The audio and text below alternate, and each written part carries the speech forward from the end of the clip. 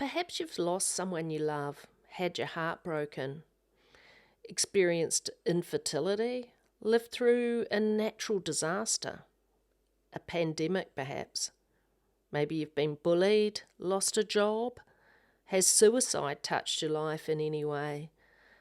Perhaps you're living with a mental illness, or you or someone else is living that you love is living with a chronic illness, an addiction, dementia, a physical impairment.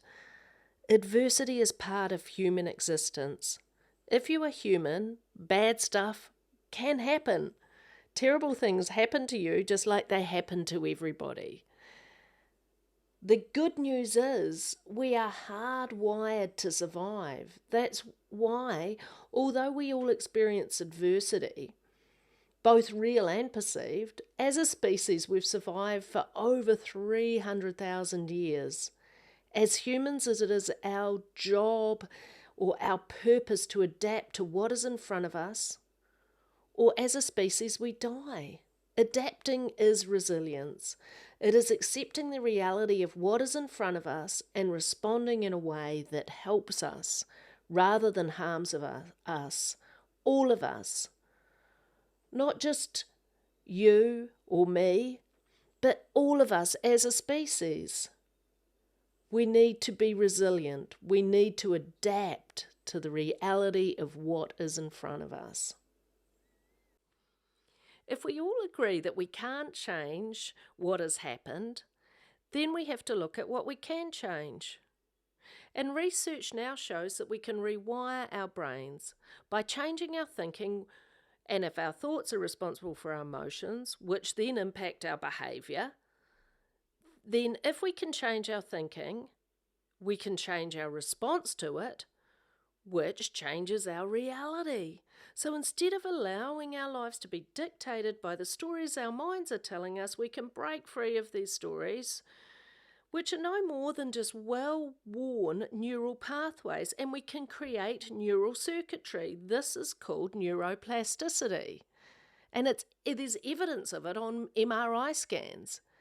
As John Gabaldon says, this is simple, but it's not easy. Why is it not easy? The Serenity Prayer here says it takes courage to change, and yes, it does. It takes courage to look at our thinking and accept that it's not us, and to accept that maybe it's not true. The amazing thing is we do have this ability to observe our thinking.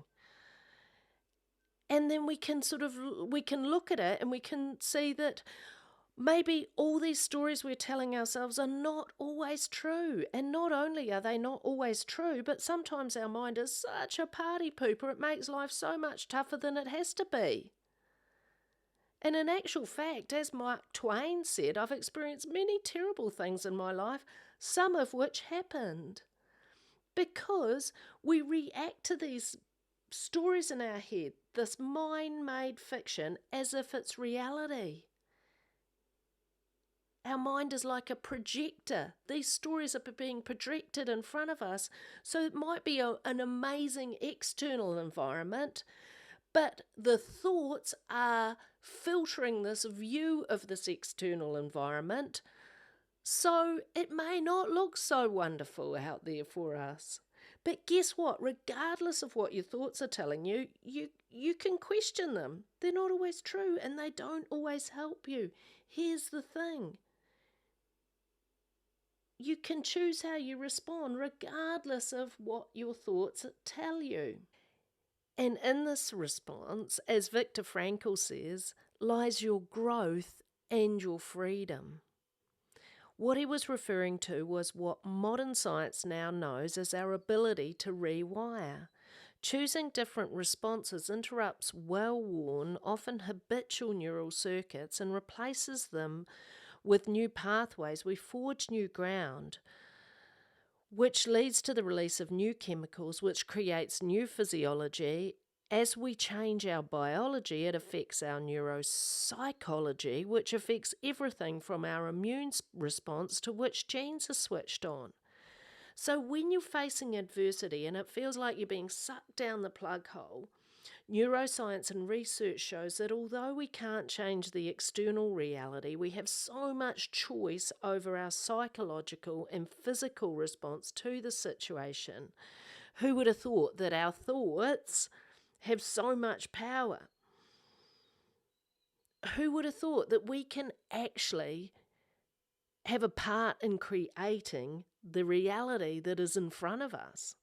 And this is science. It's not woo-woo. This is neuroplasticity, neuropsychology, neuropharmacology, epigenetics, all these words you might be hearing these days, which is just a fancy way of saying that our thinking and our ability to be aware of this can create change for us.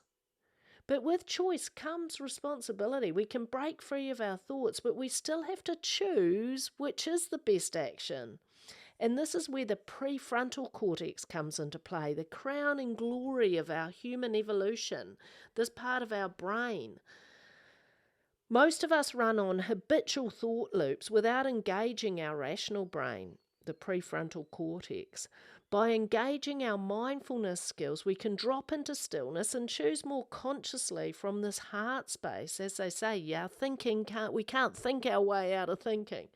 In order to be resilient, we need to be responsible and choose wisely the things that help us rather than harm us. So let's get started. 3 main components of rewiring for resilience: awareness and understanding, plus choice gives us resilience. So with the awareness of our thinking, we will look at 3 different exercises to practice to become more aware of our thinking. In terms of understanding, we're talking about understanding the nature of our thinking. And so how to question and non-identify and get distance from our thoughts. And then choosing, where we talk about skillful choosing. So our ability to choose responsibly.